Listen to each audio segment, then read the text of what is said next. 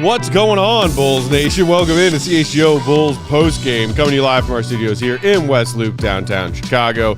I am Peck, Bulls_Peck. Filling in for Joey on the controls tonight is our pal Kevin Wells. What up, Kev? What's up, boys? And sitting in for Big Dave, it's our friend, co-host of the Bulls Gold Podcast, part of the Bulls Pod family, our friend Salim Sudarwala. Salim_BG Hoops. What's up, buddy? How was that? That was an exciting, competitive game, baby. So competitive. That one's for our tourists. Woo! Add one to the pile of clutch games played by the Bulls this season. Oh, yeah. He's fist pumped. He's like, I told you. I was right. Vindicated. Vindicated. Wow. Shout out everybody out there in Bulls Nation hanging out with us tonight. If you're hanging out in YouTube, in the chat, go ahead, hit that like button. Throw us your comments and questions on tonight's game. We'll get to as much as we can.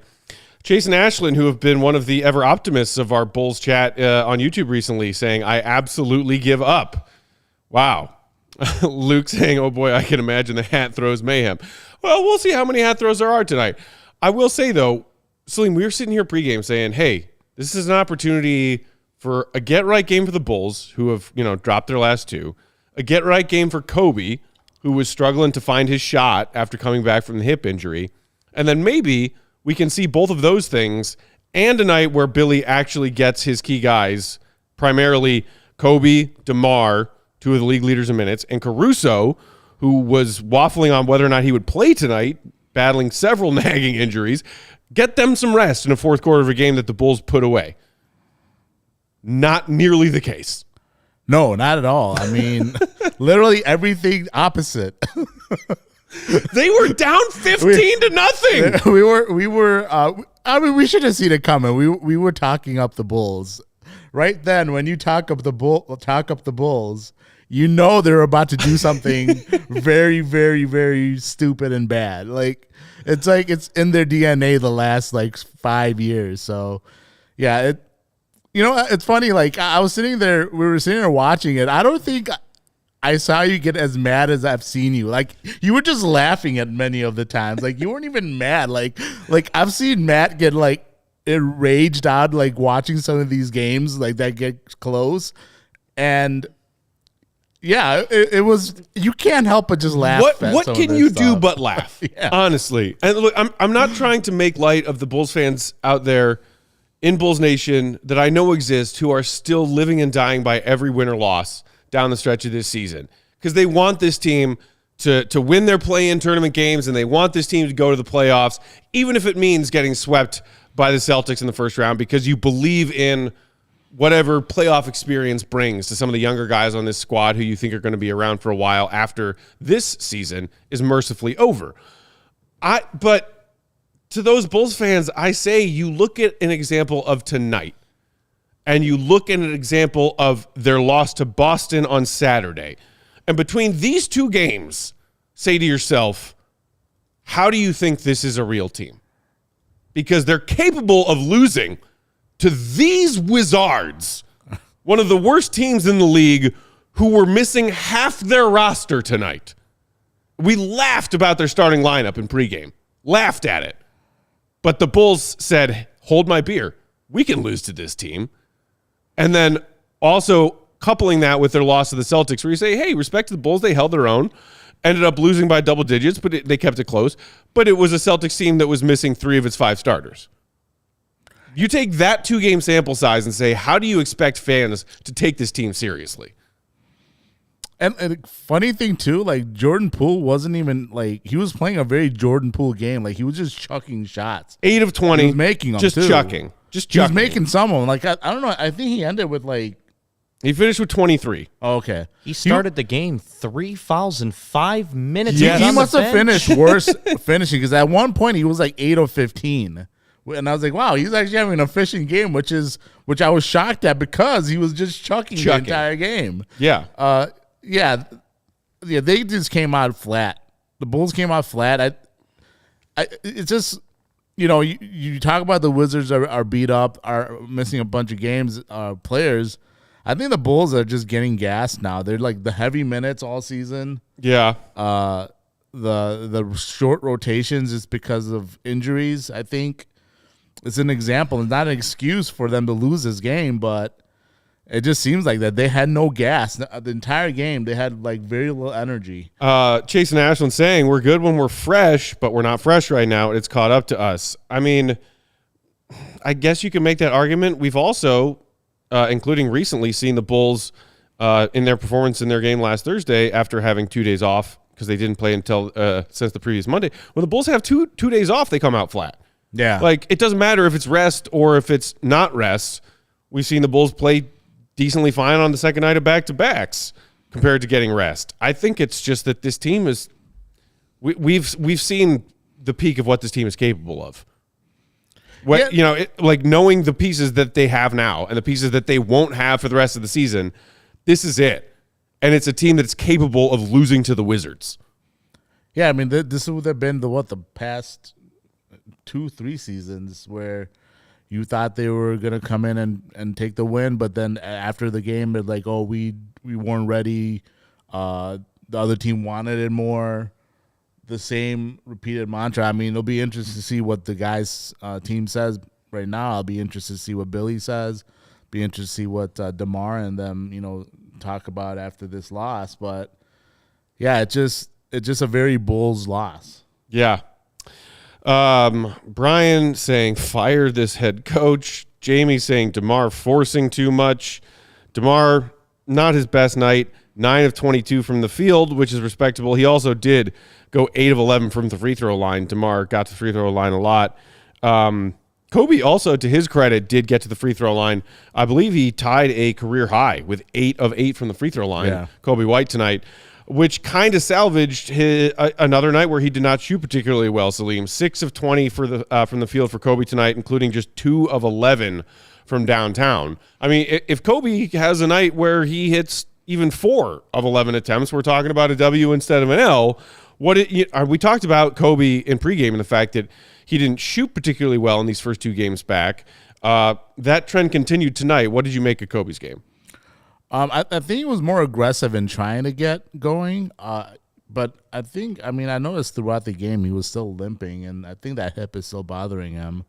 I mean, I don't know if he's playing because he feels like bad about sitting out because they're so short-handed, but if that hip is still bothering him, man, get him out of the lineup. But I don't understand what's going on. I mean, I'd be curious to find out if that hip is still a problem, and we can ask Will if he's heard anything in that locker room. But yeah, I think that's what I saw from Kobe. I thought he was aggressive in trying to get his looks and get his shot.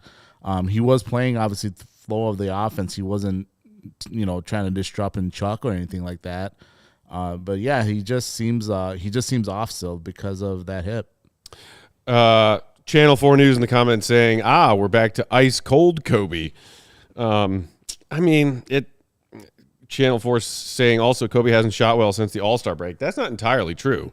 Kobe had a slump, like a longer lasting slump midway through the season, and we started talking about, has Kobe hit a wall of some kind because of all the minutes he was playing. And then he's also had some monster games out of the All-Star break, and then this hip injury. I think you're right.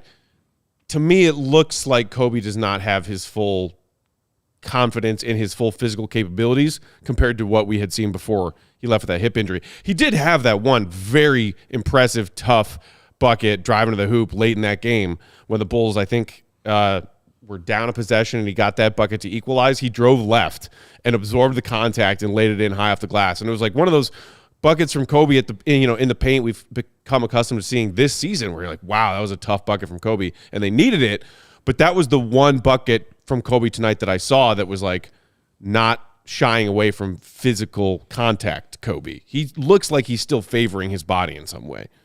No, 100%. It just seems like he is. He doesn't seem like he is himself, the guy that we've seen all season. And, Alex in the comments saying the minutes might be catching up to him. Billy is, I guess, as best as he can, still easing Kobe in.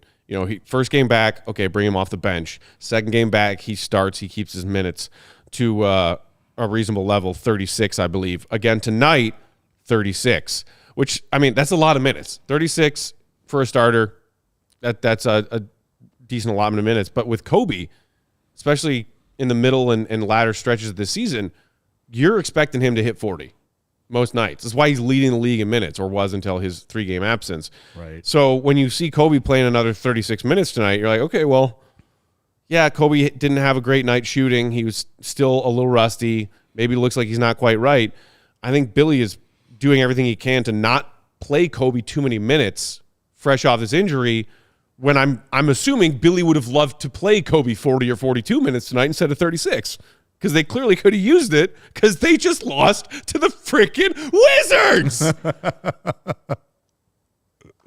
I think like Billy would have preferred to not have even played Kobe 36 minutes. It's just like you look at the bench, like again, he has Javon Carter, who's been very inconsistent all season. Dalen Terry, who's still trying to figure himself out. Any minutes he gives you, it's very much a question mark if it'll be good minutes or bad minutes, even though, you see spots of good plays here and there, but he does make so many mistakes still. Batum is still a guy that, he's a new to the league. It's tough for Billy to trust those guys to come in and say, yeah, we can spare Kobe from playing 36, 40 plus minutes. Billy's options are just limited right now. I see plenty of people in the comments. Garcon saying Billy is fighting to stay off the hot seat. Not going to happen. Bulls are cooked. His options aren't great. Like you just mentioned, Batum, who played 4 minutes tonight. And we've seen him get some real bench minutes in this last couple of weeks since the Bulls promoted him to their 15-man squad. And Bulls fans are like, oh, he's a confident shooter with a good stroke. Throw him out there. This team needs shooting. He had a horrible turnover on a half-court set for the Bulls early in this game, and you never saw him again. So Billy clearly gave Batum the quick hook tonight. You mentioned Javon. Javon played 16 minutes off the bench tonight. Okay, 3 of 5 for the field, including 2 of 4 from downtown. That's what you want. That's what you expect from Javon. He was also a DNP in their previous 2 games because Billy just doesn't trust Javon Carter. No. And you don't blame him because, like, earlier in the season, we were all wondering why Javon isn't playing, but then you saw him play a little bit more. Like, you saw the defensive mismatches. And, granted, he's known as a good on point of attack defensive player, but he just gives up that size. Mm-hmm. The shooting just wasn't consistent. Like, that's the biggest reason they signed him for that shooting. So, yeah, like I said, it's hard for me as much. I don't mind the Billy criticism from when it makes sense. But right. Yeah. I just don't see where you criticize Billy for this terrible depth the front office has given him. Yeah. The 3-point shooting. I think Garcon it was who said Javon was having a nice night. Tonight's the night where you're actually playing real minutes because he was hitting his shots. I don't necessarily disagree with that. Because, hey, if Javon's hitting every other 3 that he takes on a night when you're struggling to find other things work on offense, which is a joke because, again, it's the Wizards. You know how you lose when your opponent shoots 14 of 49 from 3, which is what the Wizards shot? When you, as a team, shoot 10 of 35. Both teams shot 28% from 3. The Wizards just did it on a higher volume. Like, maybe you have Javon out there for some more minutes because he can knock down a 3. Maybe you have Batum out there for some more minutes because he can knock down a 3. But I'm sorry, tonight is a night where you don't necessarily look at, who took what shots and what's you were down double digits to the Wizards before you scored a single point on your home floor. This isn't micro problems. This is a macro problem, which is that your team, as it's currently assembled, is capable of getting embarrassed like that on your home floor by one of the worst teams in the league. That is the headline. That's it. We can, pick out the little nooks and crannies of this English muffin from hell if you want to, but that's it. That's the headline. You just got embarrassed on your home floor to the worst team in the league. And they expect Bulls fans to be satisfied with this. They expect us to believe that this is quote-unquote competitive. As Rob just said, quote-unquote competitive. This is bullshit. This is not competitive. By the way, shout out to the Atlanta Hawks, who, as we saw on the side TV, staged an improbable comeback and pulled off a miraculous win. And coupled with this Bulls loss to the Wizards, the Bulls are now just 1.5 clear of Atlanta from slipping to 10th. It's a real possibility, and they got a game against Atlanta coming up April 1st. Mm-hmm. So that game counts for 2. Yeah, it's at home. So, ideally, you'd think the Bulls could take care of business. But, again, it's the Bulls. So it's the Bulls. It's the Bulls. And in case it was a secret, what I am rooting for is the Bulls to slip from 9th to 10th. So they have to play their precious play-in tournament game on the road.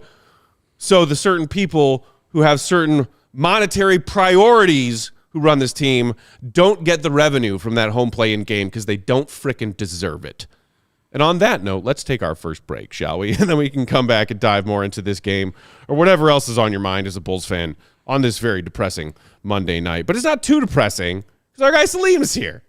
And our guy Kev here is on the controls. And y'all out there in Bulls Nation are here keeping each other company, keeping each other sane.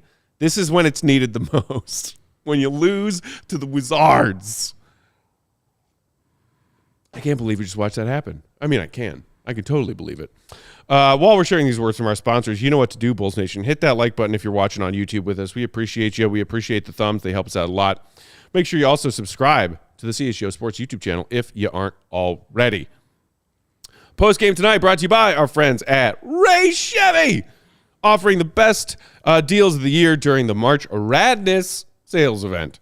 Make your way to Ray Chevrolet on Route 12 in Fox Lake to join in on the savings. One of the top-selling Chevy dealers in the Midwest. You'll always be able to shop one of Chicagoland's largest Chevy inventories. They make for the perfect tailgate vehicle, and they await you at Ray Chevy during Truck Month. For a limited time, they're offering 0% financing for 72 months on new Chevy Silverados with over 100 Silverados available. Also, 125 vehicles under $20,000 at their dealership. Seriously, guys, can pricing get any more affordable? Can losses be any more embarrassing than that loss to the Wizards? Everyone loves the word free, right, Salim? That's right. How about a free oil change? Would you take a free oil change? I would love it. Love a free oil change. I can tell you how to get one. Just go to Ray Chevrolet in Fox Lake. A free oil change is awaiting you. All you have to do is mention CHGO when scheduling your oil change. You can mention it when you go to the dealership. You can mention it when you schedule your oil change appointment online on their website. Start your new year off right and schedule that oil change by April 1st to get it for free when you mention CHGO. Visit Ray Chevrolet in Fox Lake or raychevrolet.com. They've been serving the community since 1963. Find new roads. I am actually due for an oil change, so. There you go. Do you have one of those little like stickers, on your windshield that reminds you like, hey, get your oil changed. I'm bad at slacker. Paying attention to it. Dude, me too. You always forget that sticker's there. Yeah. And then the light comes on. And you're like, yeah. Got to change the oil. Got to go do this thing. Or you could just go to raychevrolet.com right now while you're thinking about it. Make yourself an appointment, and it's a free oil change. Just say, hey, I watched these Yahoos on CHGO, and they'll give you a free oil change. Talk about a great deal. Tonight's postgame also brought to you by our friends at Coors Light. Pardon me while I just take a quick sip of this one. Because I need it. I need it sometimes. Whether it's your team stressing you out. Hello, hi, I'm a Bulls fan. They stress me out regularly, have been for a long time. Or just life in general. Things can feel chaotic in your day-to-day life. That's why Coors Light helps you find moments to chill all year long. And speaking of chill, not only these cool cups that Coors Light sent us, but their bottles, their cans, the ones that we got over in our work fridge. They tell you when they're as cold as the Rockies, Salim, because the mountains turn blue. Nice. Is there a better invention of temperature awareness that you can think of than the Coors Light cans? Because I feel like it's the best temperature gauge invention ever. Maybe only the thermometer, but I feel like the thermometer is more widely used in ways that are perhaps more immediately pressing for, hey, what's my temperature? But you know what? Cold as the Rockies, temp gauge, fair enough. Very important in its own right. When the mountains turn blue, it's as cold as the Rockies. Coors Light is cold lagered, cold filtered, and cold packaged for a smoother finish. When it's time to chill, open a Coors Light. It's mountain cold refreshment, crisp and refreshing as the Rockies. That's why when it's time to chill, it's the beer I reach for. Coors Light, you can get it delivered straight to your door with Instacart. That's right. Coors Light beer, cold, crisp, refreshing, delicious, delivered to your door with Instacart by going to CoorsLight.com/CHGO basketball. That's CoorsLight.com/CHGO basketball. Celebrate responsibly. Coors Brewing Company, Golden, Colorado. Are you a mountains guy? Like, do you ever go out in the mountains? You skier or mountain hiker or any of that? I've gone hiking. I'm not good on skis or on snowboard or of anything like that. I've taken Same. bad wipeouts. It seems just like a cold, expensive, uncomfortable, dangerous sport to me. Yes. Whether it's skiing or very much. snowboarding. Or what about you, Kev? You do any of those winter sports? Snowboarded for the first time this winter. How did it go? Good for you for trying new things. Or not snowboard, excuse me, skied. Yeah. How'd it First go? time. It was really hard. It was as hard as I expected. I wouldn't, and also really, really expensive. I don't think I'd do it again, but I think it's a cool thing. People who do it and are flying around the mountain, it's awesome. I like the mountains. Skiing, I'll stick to snowmobiling and warm weather sports. Yeah. That's me. I feel like it's much, much better. I would much rather participate in a lake sport than a icy, snowy mountain sport. Yeah, you were talking about summer maybe an hour ago, or a couple hours ago, and Cody was here talking about drinking a beer and the nice warm sunshine. I'll take that. Yeah. Not again. My sport that I participate in competitively every year is drinking beer on my rooftop when it's warm outside. Nothing better, man. That is the sport for me. Yeah, skiing's fun. I don't think I'd do it again, though, unless somebody wants to pay my fair wage. You can still get the crisp deliciousness and this crisp vibe of the cold Rockies by just drinking a Coors Light on your Chicago, porch. Yeah, and that was the best part, the end. You just go right to the bar in the hotel and grab a couple Coors Lights. Irish coffee or two. Yeah. Colin in the comments saying, I ski with the V going 4 miles an hour. What does the V mean? Do you know what that means? It means the pizza. When you're going, you pizza French fry. You're not supposed to pizza when you French fry. So when you French fry, you're going really fast. Your skis are parallel. Right. When you pizza. Oh, your skis are coming out behind you? Yeah. I see. You can turn, and it's way, way easier said than done. I tried to pizza a few times, fell on my face, so. Interesting. Yeah. Well, kudos to you for trying something new and hurting yourself in the process. I believe I heard a jingle, Kev. I think I know what that's time for. Yeah, it's time to talk to a certain animal. We will get our guy in here in just a moment here. Meanwhile, Oscar saying, Matt, thank you for convincing me not to spend my money on this team. You're welcome. Bulls fan, how you want a Bulls fan. But, yeah. All righty, let's do it. Let's get Will in here. Let's do it. That's where he's the GOAT! The GOAT! Joining us on that Go Talk hotline, it's our guy, Will the Go Gottlieb. Follow him for all of his Bulls reporting and updates, Will_Gottlieb. Read all of the stuff he writes for us, ALLCITY.com is where you can find that. Will, what can you say about losing to the Wizards at home? I mean, I tweeted it, but this was the worst game of the season. It was so bad. All due respect to those Pistons losses, both of them. one of the worst games I've seen all year. Just really sloppy, disorganized, disjointed. Didn't really feel like there was a lot of intention with the way that they were moving the ball and just on offense in general. And then, as I wrote after last game, their defense since March has been 28th in the league. So this team just kind of in a bit of a slide here. A lot of people are questioning whether it's the minutes kind of piling up on some of these guys, but I think they are capable of playing better than this. It's just that, and Billy said this a million times, I've said it, the margin for error with this team is so thin that you can't come back from a 15-point deficit at the start of a game. And they should have been able to do it against a Wizards team that was missing 4 starters who are 13 and 58, 14 now and 58. that's a winnable game, and that was really just bad basketball. So sorry, Salim, that you had to sit in the co-pilot chair for this one. It was had a rough. good time. It was rough. Well, I do have a question for you. Just get your thoughts on something. So, we're watching this game. We noticed Vooch wasn't as usually he does. Like, he wasn't really popping out to the 3-point line. He only took 1 3 tonight. He was struggling finishing inside. Do you think it would have been better to play Drummond if you're gonna have your big roll to the rim all night on these PNRs that they're running, especially with Drummond was finishing better around the basket? Do you think it would have been a better idea to play Drummond more minutes than Vooch? Yeah, it's a good question. I mean, I think in the first half it was pretty close. I think it was 13 minutes for Vooch and 11 for Drummond, if I recall, because Drummond was playing a lot better. I think in the second half, Drummond was just simply not playing quite as well, and Vooch picked it up a little bit. Billy, after the game, was talking about how, they really did not do a good job of getting the ball to Vooch in his spots. And, when you're trying to, like, race back into a game, you're not, especially with, like, younger players out there, guys who haven't played as many minutes, who are now filling up a big part of the rotation, they're a little bit more eager to just, like, put the ball on the floor and try to get to the rim, as opposed to, looking to see if Vooch has a good seal down there where they can play out of him.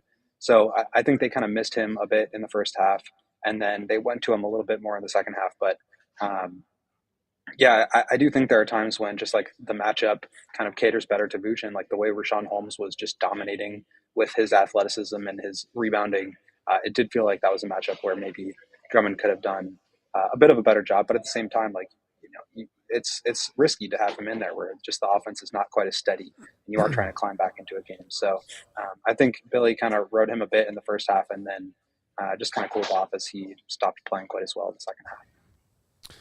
Will another night since his return from the hip injury where Kobe doesn't shoot particularly well, just 6 of 20, continuing the trend of his first 2 games back where he collectively shot just 33% from the field, and he was just 2 of 11 from downtown tonight. Curious if y'all got a chance to chat with Kobe after this game and your thoughts on the game.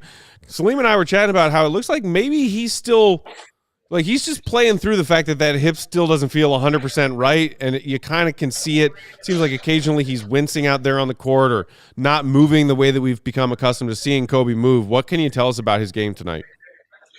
Did not have a chance to talk with him after the game, and he would definitely not just openly admit that, any sort of injury is holding him back. I think he just kind of owns the makes and misses. So I think it's probably a little bit of both. Like I said, Kobe is still a streaky offensive player at times. He's gone through hot and cold spells this year, even when he was playing really well. And so I think that kind of thing's going to happen. Obviously missing a week of the season and coming back, and, maybe he's fully healthy, maybe not, but there was definitely some rust, and I think he's still trying to get back into that form. So he's got to shake out of it. I thought he played well in spurts, but just could not get a lot of those open threes to fall. And that was really kind of the story of the night. I mean, even with all the misses that they had, and there were a lot where they just weren't really shooting the ball very well. I mean, 10 of 35 for 3 on the night is not going to win you very many games. But it's, again, going back to this piece of, they dug themselves into this hole. And even against a Wizards team that's missing half their guys, like, they're playing with energy, they're playing with pace and getting up and down and getting easy baskets, and the Bulls weren't defending. And so they're getting out in transition again. It's just really hard to climb your way back into that game. And I think the Wizards, to their credit, did a really good job of, like, countering every run that the Bulls did make. So for Kobe, I think he's just going to continue to play through it and try to get himself back into form. But yeah, I don't think like, the shooting on the whole is a big part of this loss. And I think that's obviously problematic. But what Billy said, and I agree, was that just this start and these like kind of mindless stretches where they're just giving up points. Like, they don't have the luxury of playing down to the level of their opponent. They can't afford to do that. Every game matters. Every game is super important here the rest of the way. And I think they feel like they could have had this one. They feel like it kind of slipped away. It's like their communication on defense is completely existent. Like, you see a lot of backdoor cuts, a lot of guys just wide open at the arc, guys missing rotations. Like, has there been conversation about what the issue is as far as their communication problems on defense? Yeah, I think the communication has kind of been a thing all year. I mean, I remember in training camp, Torrey Craig, one of the first times we talked to him, was saying this is one of the most quiet teams that we've been on. And, I think the communication has gotten better. Obviously, the last month or so, the defense has totally kind of fallen off of the cliff, and that's obviously problematic. But I think they just rely so much on, having good defensive players out there for big minutes. And so when you've got Caruso and you've got DeSumo, guys that can execute and blow stuff up, I think you tend to rely on them a little bit too much. And we saw with the way that the Wizards play, they move off the ball a lot. They don't really stop rotating. They don't stop moving. It's kind of some similarities between what, the early teens Warriors would do in terms of moving off the ball. They've got Corey Kispert and Jordan Poole, guys that really can come off of screens and, set back screens and split cuts and things like that, where it's just really tough to keep track of them. And all of a sudden they're hitting some shots and it's just kind of hard to claw your way back in. So it's a tough type of team to defend. And obviously they were making shots the Bulls weren't, and that kind of makes matters worse. But I think the defensive issues have just been kind of a problem that's been a little bit under the surface all year. We've kind of seen them kind of win games in these clutch situations that they maybe shouldn't have otherwise, where they're just, Billy said after the game, they can't let luck be a factor.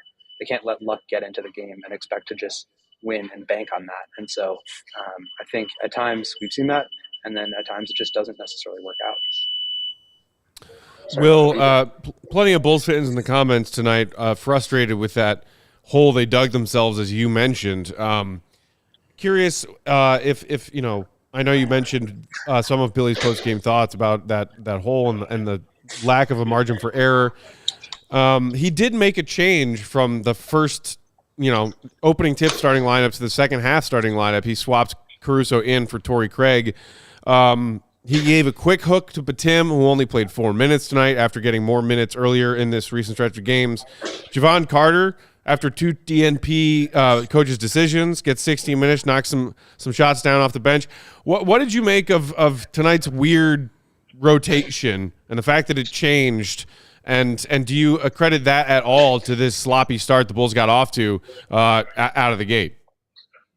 I think it's part of it. I think also, look, you're playing 6 guys that you trust, right? It's DeRozan, it's Vooch, it's Kobe, it's Ayo, it's Caruso, it's Craig, and it's Drummond. That's 7 guys. And so you're just trying to find bodies that you can rely on a consistent basis. And sometimes it's going to be matchup dependent, where you feel like you need a little bit more floor spacing. Sometimes it's going to be transition and defense dependent, and maybe you want to get Dalen in there. And sometimes you just need guys to get some shots up, and Javon did that tonight. So I think this is kind of the hand that Billy is dealing with, the hand that he's dealt in terms of the roster. And part of it is obviously the injuries. You've got Zach, you've got Lonzo, you've got Patrick, you've got Julian Phillips out for who knows how long. And he's just trying to look for answers. And the same answer that worked, last night is not necessarily going to work again tonight, just because these guys are, inconsistent back-end bench players. And so that's kind of the reality of the situation. I think Billy's doing as best he can with what he has. But sometimes the other team is just going to have a better night or a better shooting or whatever it may be. If you're the Bulls, Will, and if you're Billy Donovan, how do you tell yourselves to bounce back from this game playing the Pacers on Wednesday? Because this, as you pointed out, and I agree, are right up there for worst loss of the season. Yeah, they have to. They understand the situation that they're in. I think to a certain extent, they kind of feel, maybe they don't feel this, but I feel that they are kind of locked into 9. And so really what they're trying to do is just play for their own record. And so maybe it gets to a point in the season where, they are just completely locked in. They can't move up. They can't move down. And it's just about, maintaining health and minutes and all that stuff. Maybe that comes into play, but I think these guys are going to continue to show up and do the best they can every night, because they do really want to compete. I know it's kind of been memed at this point, but these guys are really trying to be competitive and to try to make some noise in the play-in and get into the playoffs. That's what they really want to do. And so I don't think they're kind of giving up off of this game. Obviously, you don't want to get too high, don't want to get too low, that whole cliche, but I think that's kind of the mentality you need to have when you lose a game like this to a team that, just have no excuses to not be beating. Well, there's always the next one, right, Will? We appreciate you joining us. Bulls Nation, make sure you're following Will on Twitter, Will_Gottlieb. What's up? One thing I do want to say, Will, your hair is looking extra coiffed today. It's an extra goat. Extra goat hair tonight. Just Sneaking in the quaff compliment. That's a solid standing co-host right there. That's what that is. You can't sit in the chair and not. I mean, that's true. Big Dave loves to talk about the quaff. I do. He does. I had to represent. I appreciate that. You did. I had to do a 0.10% of what Big Dave brings. It's all about the effort. It's the thought that counts. Read Will's stuff, allchgo.com, where you can find his great Bulls writing for us. Will, appreciate you, buddy. Get home safe tonight, and we'll talk to you on Wednesday. Sounds good. Take care, guys. That's the GOAT, ladies and gentlemen. The perfectly coiffed. The hair was looking good. Yeah. Just, I don't know how he does it. It's a little bit more blonde than normal. Yeah, like a sandy blonde. And look, it was just nice and looked like had a good bounce in it. Yeah. I don't know. I feel like Will's hair just now was telling us that spring is coming. I think so. It looked springy. Springy, yeah. Speaking of which, do you hear this freaking rain falling down on the roof of our studios right now? That sounds like a downpour. Or it's just the basketball gods crying tears of mercy to us, tears of sympathy, because we are all Bulls fans. The dirt we saw tonight, clean it off. Stuck in this life. Oh, my goodness. Let's take our second half break, shout out some sponsors, then we'll come back to wrap up with any further thoughts y'all out there in Bulls Nation have on tonight's loss. Whatever else is on your mind, let us know in the comments. We'll get to as many as we can. Thank you, Coors Light, for keeping me hydrated, keeping my throat nice and moist while we talk about these depressing Bulls. It is needed. Postgame brought to you by our friends at Circa Sportsbook, offering their tight money line split and using their low hold model. Kudos to anyone out there who won some cash on this Bulls game tonight, whatever you were betting on. Condolences to our friend Kev, who wanted more than anything for Vooch to knock down a three at some point in that fourth quarter for his parlay to hit. It did not. I also had Bulls money line too, so it wouldn't have hit regardless. But yeah, Vooch, take more threes, man. Come on, 1-3, ridiculous. Also, you don't think it's much of a risk to take Bulls money line when they're favored by 13.5, as we mentioned in pregame. But then again, only the Bulls. Yeah, only the Bulls are capable of losing at home to the Wizards, a college all-star team. I mean, I think betting the under on that 13, it's hard to see the Bulls just running take care of that. It is, but then there may have been that part of your mind who was like, no, but they did beat up on the Wizards just a week ago. Yeah. And that Wizards team had more players available than the version that they saw tonight. So all logic should have pointed to, Bulls take care of business. Do you know what the money line was on that game? What, the one a week ago? Yeah. I can't remember. I mean, I'm sure the Bulls were favored, but I can't remember by how much. How much is... Either way, you should check out that Circa Sportsbook app, and especially if you want to put some bets down on NBA futures, because those large market bets, the best place to get the best value on those types of bets is at Circa. Maybe you want to bet Kobe winning Most Improved Player of the Year. I think I saw somebody in the comments earlier saying he's kind of losing his grip on maybe Dark Horse winning that award with this, the stretch of missed games and then this 3-game stretch of getting cold from the field. I don't think it's over yet. I think Kobe, if he finishes strong, could still sneak in and steal that award from Maxey as the Sixers themselves continue to plummet. But whether it's Kobe or if you want to make a bet on DeMar winning Clutch Player of the Year, or you want to make a bet on who's winning the finals, the best place to make those bets is at Circa. They give you the best value on those. They also have the best, undeniably unparalleled customer service in the sports betting business. Real people behind that Circa app and the Circa Sports Illinois app who resolve any issues you might have in a timely fashion, unlike those other sports bettors who use the dreaded chatbots on their apps. For shame. Burn the chatbots. Burn them all. All aspects of that Circa app are being run by the same team that runs the main Circa Sportsbook at Circa Resort and Casino in Las Vegas. Been there, worked with their staff, incredible people, can vouch for them. Download the Circa Sports Illinois app at circasports.com/Illinois-app to sign up today. Be on the lookout also for their events, watch parties, and tailgates. If you or someone you know may have a gambling problem, call 1-800-GAMBLER. That's 1-800-426-2537. Text GAMB to 833-234 or visit areyoureallywinning.com. Kevin Wells, what time is it? Game time. Who? So ready for it. Man, I had to unmute. Thought I might catch you off guard. You did. Just rolling right in. I had to unmute myself. I was busy typing out something. I got it, though. I'm proud of you. Thanks, man. Good job. Good job. Well done. There's another one coming at the end of the ad, so stay on your toes. I'm on my toes, man. Speaking of on your toes, baseball season starts in 3 days. People are ready for it. North side, south side. Baseball is here. South side. I don't know. I'm not ready for it. Some people are ready for it. And GameTime is ready for it. And now an authorized ticket marketplace of Major League Baseball. Got that seal of approval from the MLB, which makes getting tickets even faster and easier. Prices on the GameTime app actually go down the closer you get to that first pitch with killer last-minute deals. All-in prices, views from your seat, and lowest price guarantee. GameTime takes the guesswork out of buying MLB tickets.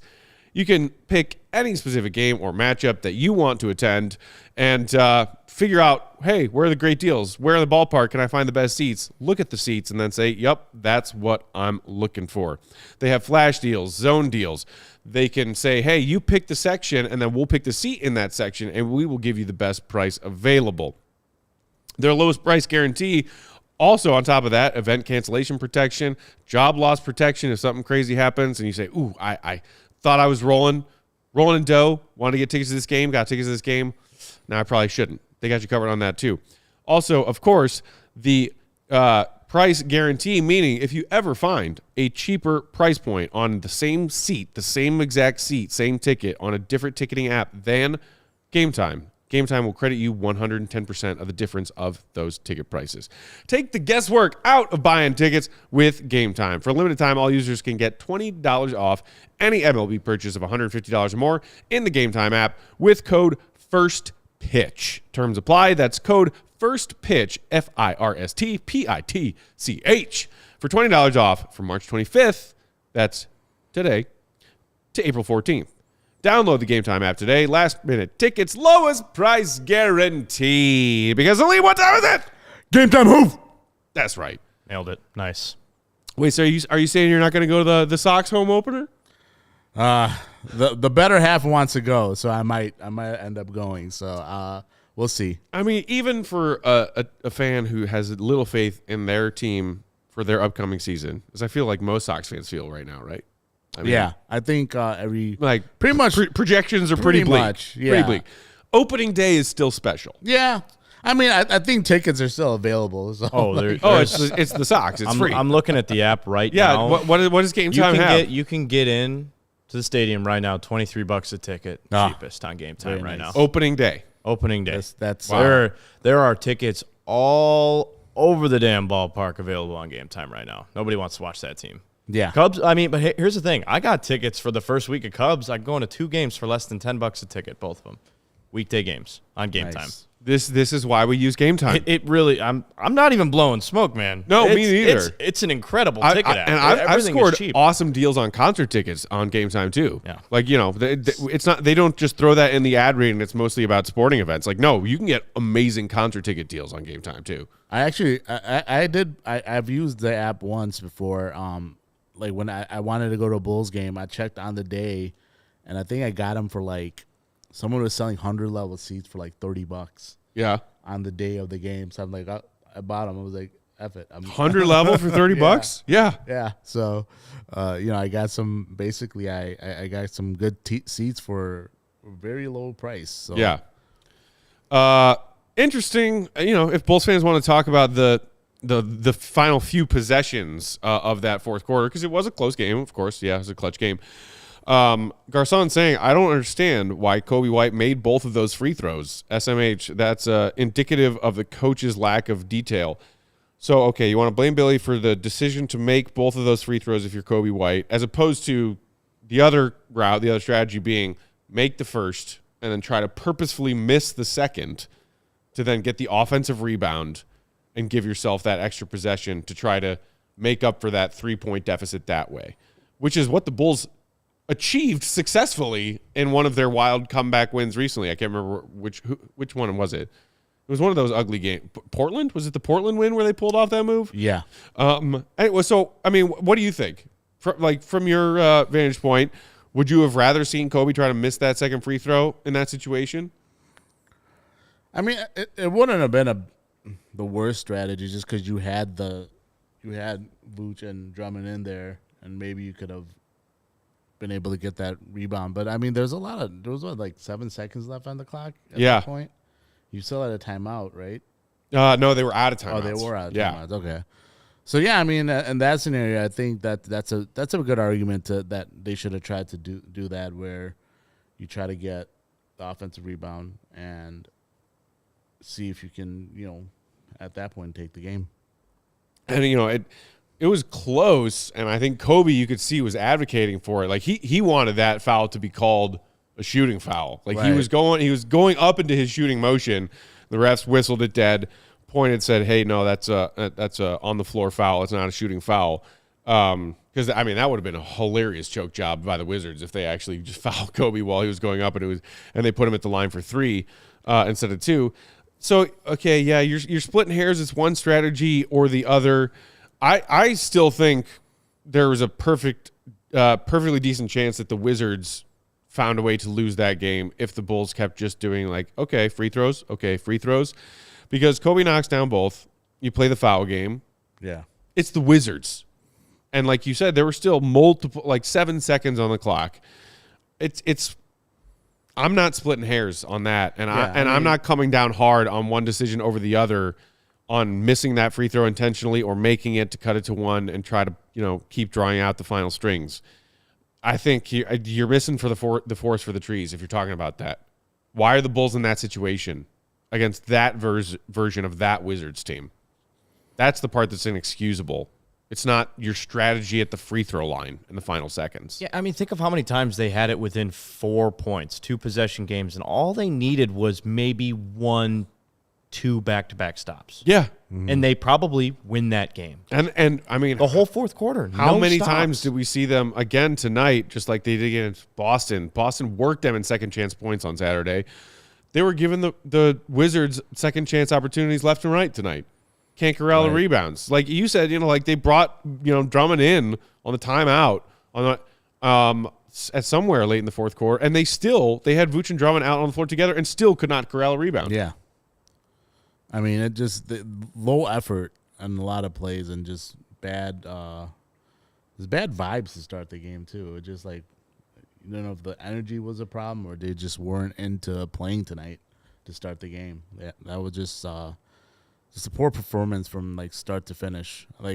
Even if they cut the lead down from double digits, I don't really care about saying that the effort was better late in the game. I think the effort was questionable throughout the game. Yeah. Godwin in the comments saying Jordan Poole had 3 fouls in the first quarter and no one tried to get him his 4th. I guess that's not on coaching. I think that could be on coaching. Yes, he did finish with just 4 fouls after legit getting 3 in the first 6 minutes of the game, which is hilarious. If you're thinking, hey, let's get Jordan Poole into even more aggressive foul trouble because he had 3 in the first quarter, eliminate one of their primary scoring options, I see the logic. Also, Jordan Poole is a ridiculous 1-on-5 basketball clown. And I don't know if knocking him out of that game would have helped the Bulls or hurt the Bulls. Yeah. I mean, the other thing, too, Jordan Love is not really Jordan Love.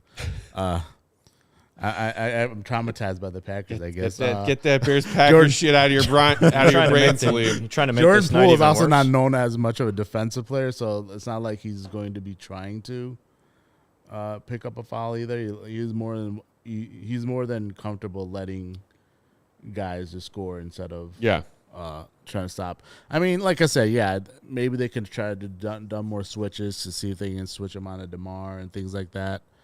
But to your point, like you said, if you take him out, does the Wizards' offense flow better? Maybe it does, maybe it doesn't. Yeah. It's a fair criticism. If you think it was in the Bulls' best interest to try and get Jordan Poole into even more foul trouble than he was after that first quarter, then if that doesn't happen, then that's something that the coach isn't telling the players to do. You'd think the players are also savvy and aware enough of hey, Jordan Poole has 3 fouls. If we want to attack him, let's attack him. They didn't. And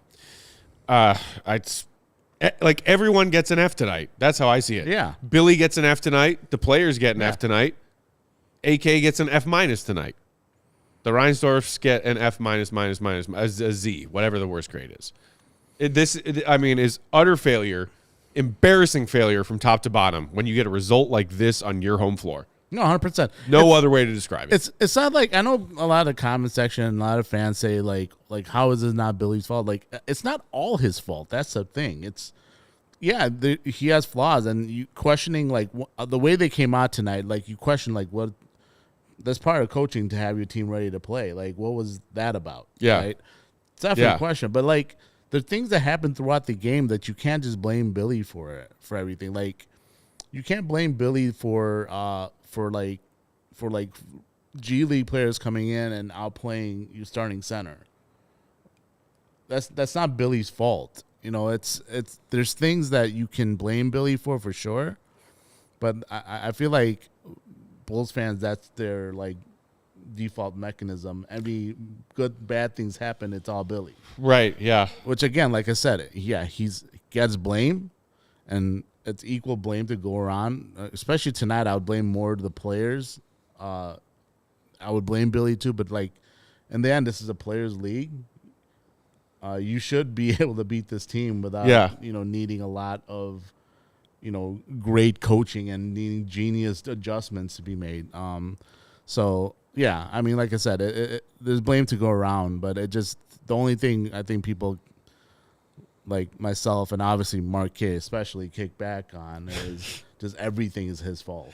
Yeah, and again, I've never been a great believer in Billy Donovan as an elite level NBA head coach. He's an average. He is an average coach, and I think he is an average coach doing an average job with an average team.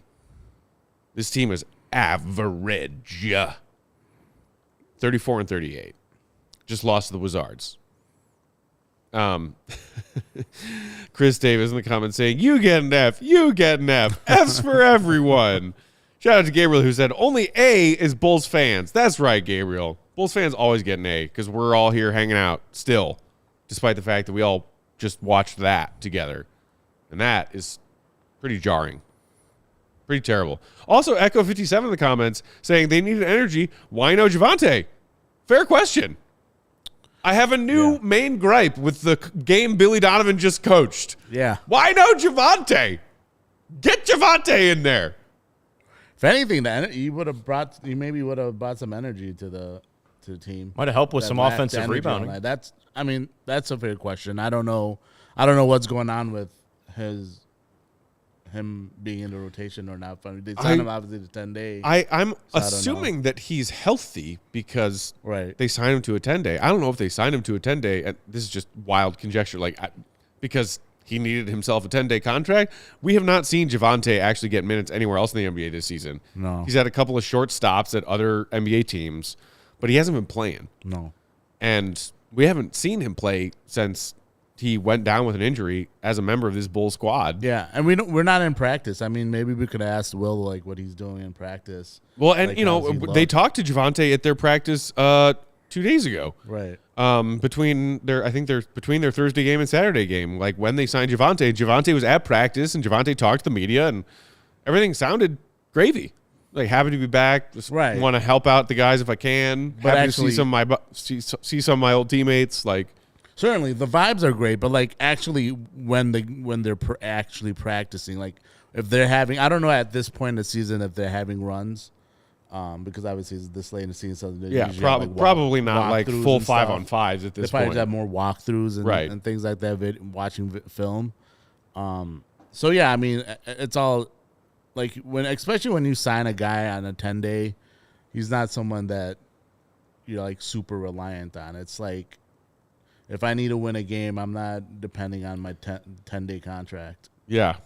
And as much as we love Javante and we know we have memories of what he did before that injury, it's still a 10-day contract player. It's true. I think the argument for it is that everybody out there tonight, I think, in a Bulls jersey looked flat. Right.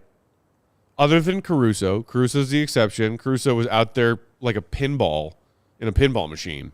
those consecutive plays where, you know, Jordan Poole nudges him, and then he comes down and body checks Jordan Poole on the other end. Like, Caruso was out there being Caruso and doing Caruso things.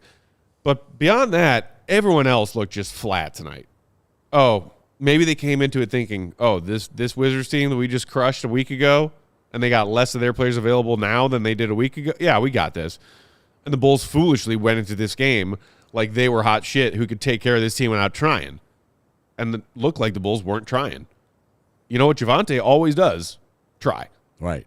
Which is why I think it's fair to say, hey, I know he's a guy on a 10-day contract, but throw him out there and maybe light a fire under someone else's ass and not just his own. No, for sure. I said, like I no clue what's going on with that. Like, I don't know, like, why he wouldn't play him. Yeah. Like, would love to know, have an explanation on what the reason is. Also, it's just, because it would be nice to give Bulls fans a little something to be happy about. Yeah. Just give us some 5 Javantes. Yeah. Just give us like a 5-minute stretch of Javonte being 5 Javantes. And it'll tide us over until the next time we have to watch this joke of a team disappoint us. AK, shout out with a $19.99 super chat. Appreciate you, AK. Saying the hate is flowing through me. 2 losses to the Pistons. Loss of the Wizards tonight. Are we competitive yet? Hope the Bulls fall out of the play-in and get a high draft pick.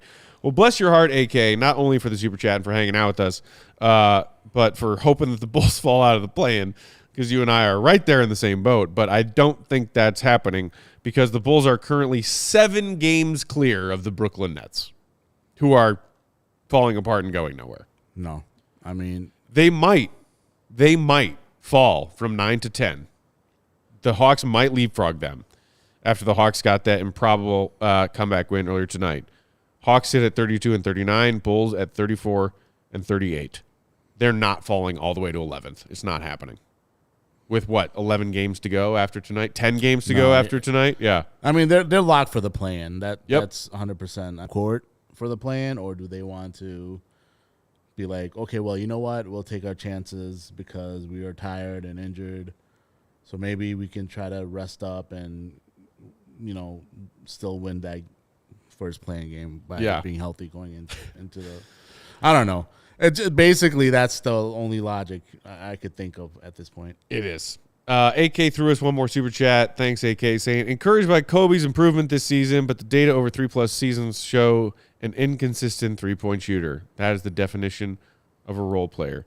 We touched on that in pregame, Salim, about how Kobe has been cold in these 2 and now 3 games back from the hip injury. And the fact that for all of the hot Kobe shooting we've seen that Bulls fans love, we have yet to see a season where Kobe shoots 40% from 3 for a full season. This is the closest he's been to it, and he still could pull it off this season if he does. But I don't necessarily think that being, Kobe's a streaky shooter means he is the definition of a role player. I think it means he's been a streaky shooter for the first part of his career. But to me, you can still take the Kobe as a streaky shooter thing and accept it at face value for what it is, while also acknowledging the other elements of his game that have undeniably been improved this season and even over the last season and a half. What he's doing on the defensive end, fighting over screens and through screens better, playing off-ball defense better, not getting lost as often, and then, of course, creating his own other shots in other parts of the floor and facilitating for his teammate. You can absolutely say, hey, he's kind of still streaky behind that three-point line, and that's fine, that's fair. But you have to acknowledge everything else he's done to improve his game, the ball handling first and foremost. Yeah. I think also I'll say shooting is streaky in general. Like, outside of the elite shooters, like, even the good shooters, like the guys that shoot like 38%, which, I mean, what Kobe does, they're streaky too. That's just the nature of shooting. It's a streaky thing. And like I said, the only ones that aren't streaky really are the truly elite guys who consistently over 42-43% shooting. And yeah, I mean, that's, like I said, so I know the streaky thing gets labeled on Kobe. I think it's just he's a good shooter. He's just not elite at it. So that's why you see some games where a stretch of games where you see him this good, and then he'll have a few games that he'll just not hit. That's just the nature of shooting. Luke in the comments saying, talk more about Vooch, because I'm seeing other centers actually command the ball where he gives like half-ass effort to get the ball. You want us to talk more about Vooch? Do you really? Because here's my 2 cents on Vooch. He was asked tonight. Yeah. He's been asked lots of games recently. Yeah, I mean, Vooch is, What do you listen, want? like. He was asked. I think a lot of us have said ad nauseum about how, I mean, I was one of the people who was furious about the 3 years, $60 million. I said it was a terrible decision to guarantee him at 3 years, $60 million. It was them doubling down on a bad decision instead of admitting it was a bad decision. 100%. And I like, he needed to win, like, AK needed to win that negotiation with Vooch. Going in, like, who is going to give you that much money? Another team. So why did you give him, like, let's say even if you wanted to give him 3 years, 60, like, that third year should have been team option at the very least. It's not how the Bulls do things. But yeah, that's just, it's just. Would you like a player option? Would you like a player? No, Everyone gets a player option. Yeah. So, I mean, and like I said, you know, there was a big contingency of Bulls fans that kept yelling at anyone that was criticizing Vooch for anything. He's a top 10 player. Yeah. Or anyone that criticized the Vooch trade in hindsight about losing those 2 lottery picks. Yeah. Yelling at us about how he was a top 10 pick. So, I mean, I want to, you know, there's a lot of, like, you know, backtracking on Vooch here. Yeah. About as far as, like. I was a Vooch defender until I wasn't. Until he stopped giving me reasons to defend him. No, for sure. And like I Done. said, he's not a good starting center right now. And Yeah.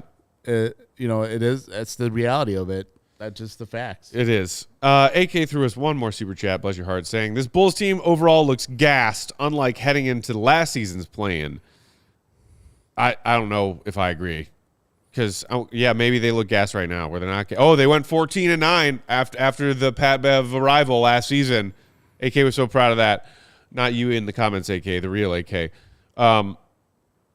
Last season's team that went to the play-in and this season's team that's on their way to the play-in, they're both mediocre shit. I don't see any distinguishing characteristics between the two. Mediocre shit, 1 year apart. Don't talk to me about gassed. It's the NBA. Yeah. You have it or you don't. Didn't last year, don't this year. Whoop-de-frickin' do. Yay playing tournament. Only 2. Yay playing tournament. I almost. There's 3. Third one. Before we get out of here, Salim, do you want to take an honorary hat throw? Sure, I'll take one. Our guy Salim needs to throw a hat. There it is. Oh, weren't you talking earlier? Was it pregame? Were you talking about how you have a green Sox hat? Ooh, I do. You got to throw that one too. That's basically yours. I got a long one out of that one. That was a good one. That one had the distance. That was a double. One for the Sox and one for the Bulls. That was a heck of a toss. That one's clearing to center at guaranteed rate. We are out of time. Thank you, everybody, for joining us tonight. We appreciate it, hanging out with us on an ugly Monday night, an ugly loss to the Wizards, but we shall persevere.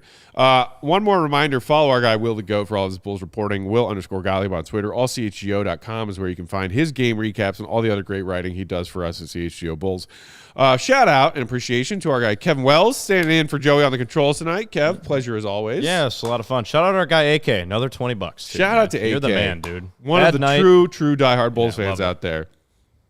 Shout out also and thanks to TR who said CHGO sucks. SUX. Yeah, TR. Way to drop a bomb.